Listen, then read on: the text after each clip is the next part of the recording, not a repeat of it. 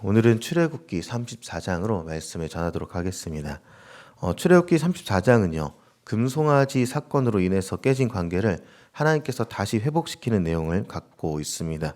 본문은 두 번째로 십계명을 주신 내용들을 다루고 있는데 처음 십계명이 기록된 돌판과 그리고 오늘 기록되는 돌판에는 차이가 있습니다.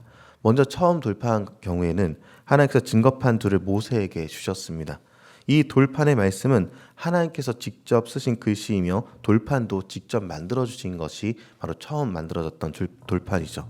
그런데 하나님께서 이 말씀을 친히 준비하셔서 모세에게 주고 있을 때 시내산 밑에서는 우상을 금송아지를 만들고 있었던 것입니다.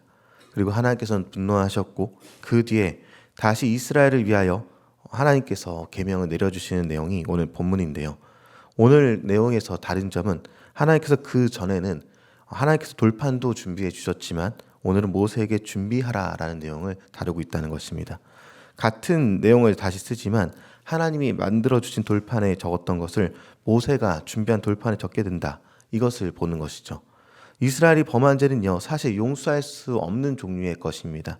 하나님을 인정하지 않으려 하는 죄의 모습을 가졌기 때문에 자신의 삶 가운데 하나님을 배제하려는 일을 보였기 때문에 절대로 용서받을 수 없는 종류의 죄인 것이죠.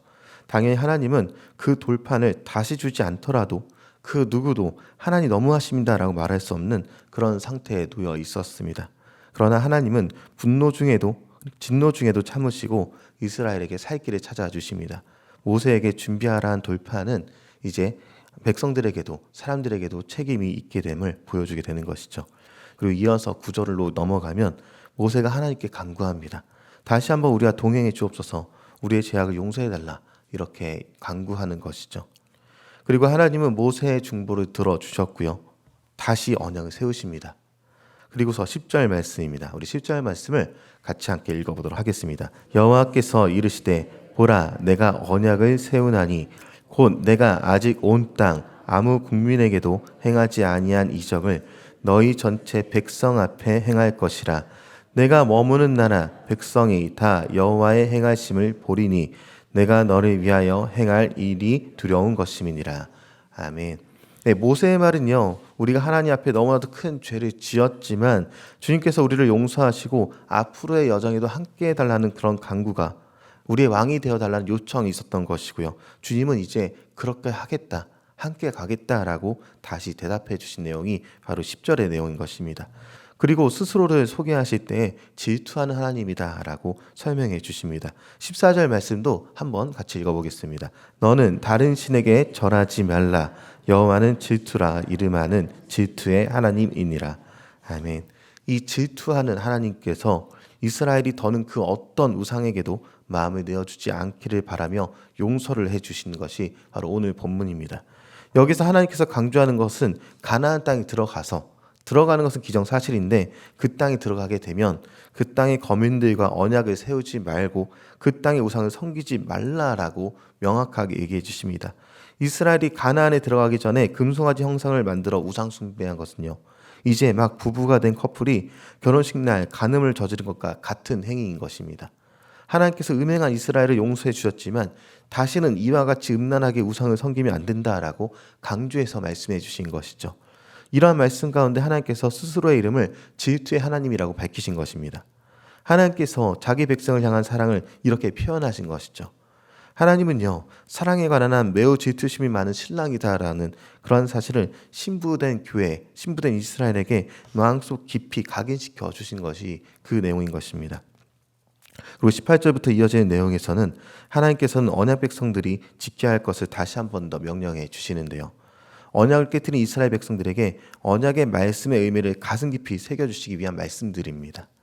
하나님을 사랑하며 섬기기 위해서 구체적으로 실천되어야 할 율법들이 있는데 그 중에서도 특별하게 중요한 원칙들을 다시 한번 말씀해 주시는 것입니다. 이집트에서 나오게 된 것이 하나님이 하신 일임을 기억하라.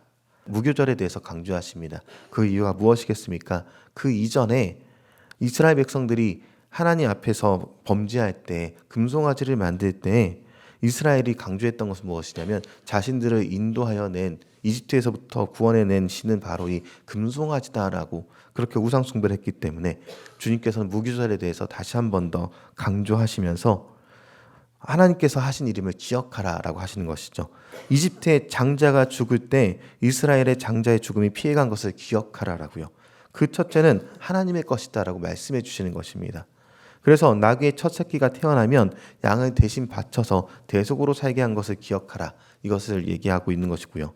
당연히 이는 가나안에 들어가게 되었을 때 추수하는 곡식에도 적용이 됩니다. 첫 번째 것은 하나님의 것으로 여길 초실절과 수장절에 대한 이야기도 하는 것이죠. 간략하게 전체를 정리하면 예배에 대한 이야기, 안식일과 헌상에 대한 이야기들을 다루고 있으면서 하나님이 온전한 신이심을 그리고 하나님이 이스라엘을 이집트에서 구원하신 신이심을 기억하라라는 내용을 다루고 있습니다. 이것들이 언약 백성의 삶에서 가장 중요한 원칙들이다. 이것을 얘기해 주고 있는 것이죠. 그리고 우리 그리스도인들을 생각해 보겠습니다. 우리는 우리의 삶 가운데서 너무나도 많은 것들을 하나님보다 먼저 두고 살아갈 때가 많습니다. 그럴 때 오늘 말씀을 보면서 우리는 하나님이 나의 가장 왕 되시고 온전한 신이 되시는지 다시 한번 돌아봐야 한다는 것입니다. 이스라엘을 용서할 수 있는 새로운 언약을 듣고 난 뒤에 모세는 두 돌판을 들고 산에서 내려오게 되었습니다. 두 돌판에는 하나님께서 새겨주신 언약의 말씀, 곧 십계명이 기록되어 있었습니다. 모세가 아론과 지도자들을 불러서 말하고 그제서야 백성들도 두려움 가운데 있다가 가까이 나오게 됩니다. 모세는 하나님께서 시내산에서 말씀하신 모든 것들을 백성에게 전해주게 됩니다. 오늘도 어제 본문처럼 모세가 하나님과 이스라엘 백성 사이의 중보자가 되어서 하나님께 백성의 죄에 대해서 용서를 구하고 하나님께서 용서해 주시며 새로운 언약을 내려주시는 그런 장면들을 담고 있는 것이죠.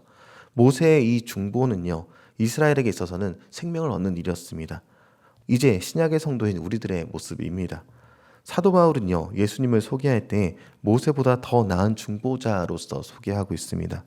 모세가 행한 이 한 나라와의 관계에서 회복을 넘어서 온 인류, 온 세상, 과거, 현재, 미래의 모든 죄를 담당해서 중보자 되시는 분이 바로 예수님이기 때문에 그렇습니다. 모세의 모티브를 예수님이 표적으로 이루시면서 더 나은 중보자다라고 알려주신 것이죠. 하나님이신 그분이 사람과 하나님 사이의 죄를 대속해 주셔서 우리를 중보해 주시기 때문에 그렇습니다. 그리고 우리에게 새로운 언약을 마련해 주셨죠. 주 예수를 믿는 자는 멸망하지 않는다라고요.